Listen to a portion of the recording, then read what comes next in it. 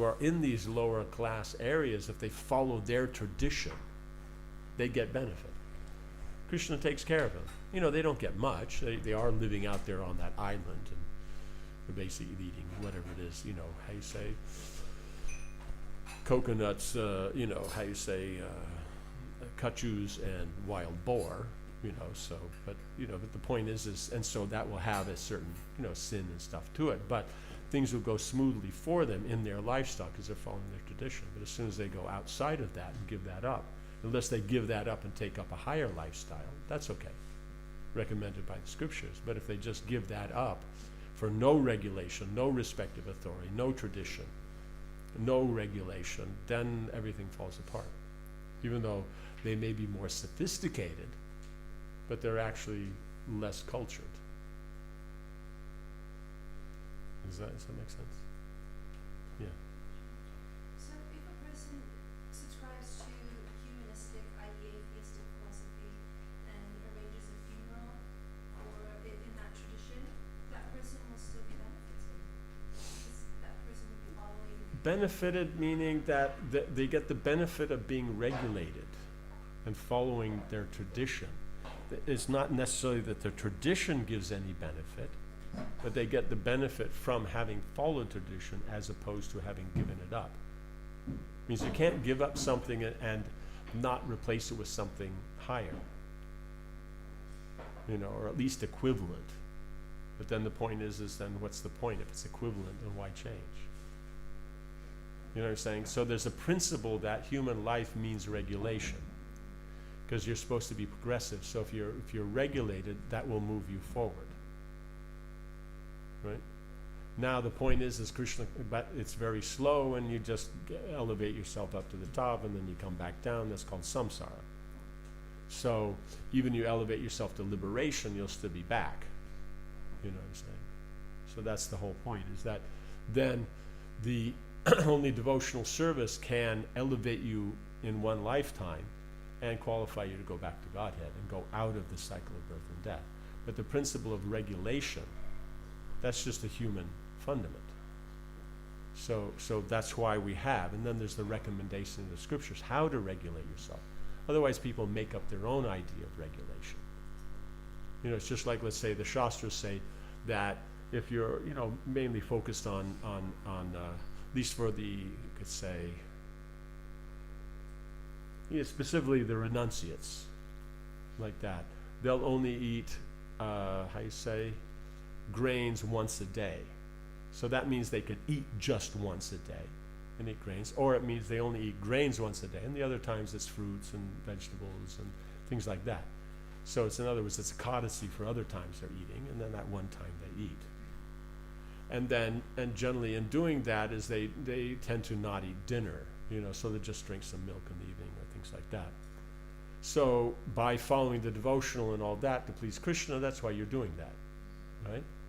And so it's regulated, but it's regulation to please Krishna.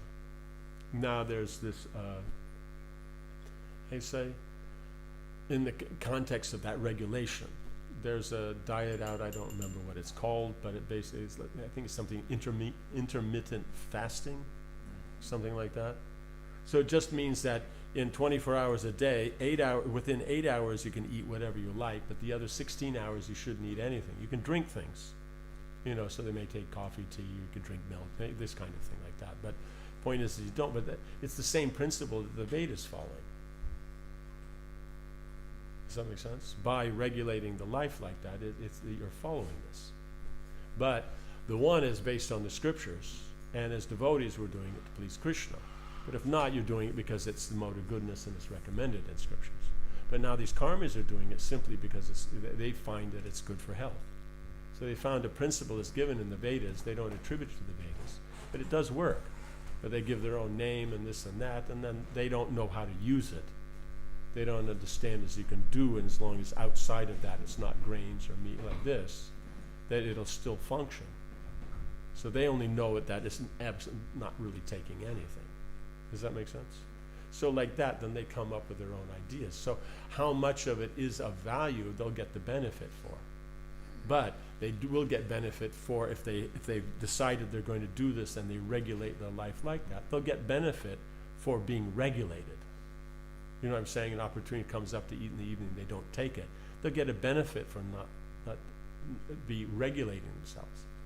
But from that particular regulation they're following, they'll only get as much benefit as it matches the Vedic version. You know what I'm saying? If it doesn't match as opposed to, then they'll get a reaction. But if they don't follow it, they'll get more of a reaction because they've committed themselves to it. You know. But if they give it up because there's something higher, then that's fine. Does that make sense? Yeah. Yes.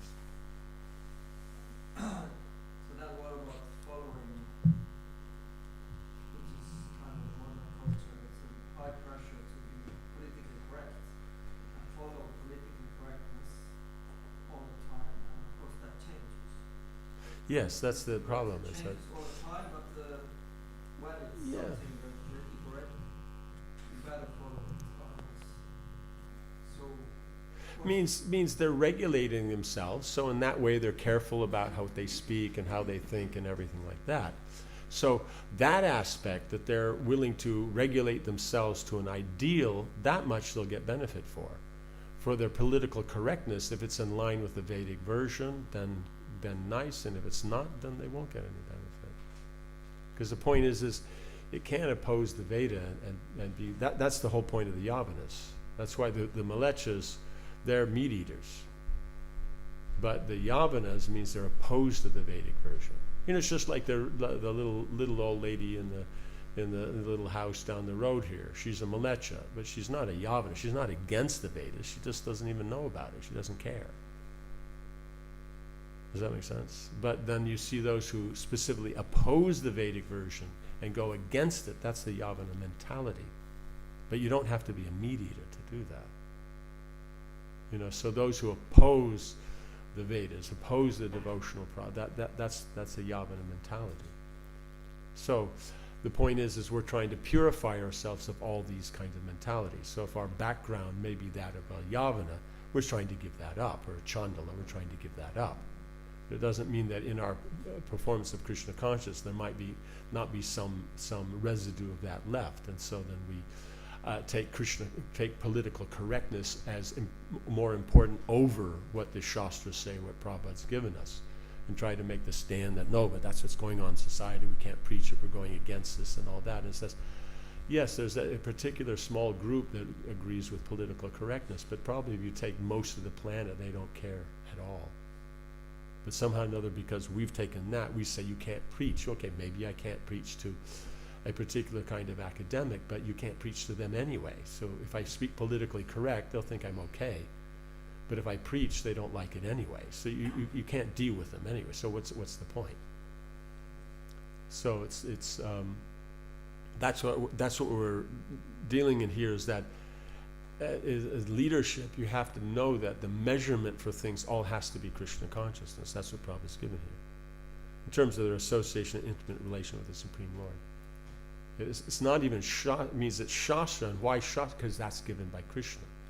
So for us, Shastra defines the religious principles, and it defines the philosophy. But we're only accepting it in connection to Krishna. You know, it's just like, let's say, one of the religious principles is being austere. But we're only interested in austerity connected to Krishna.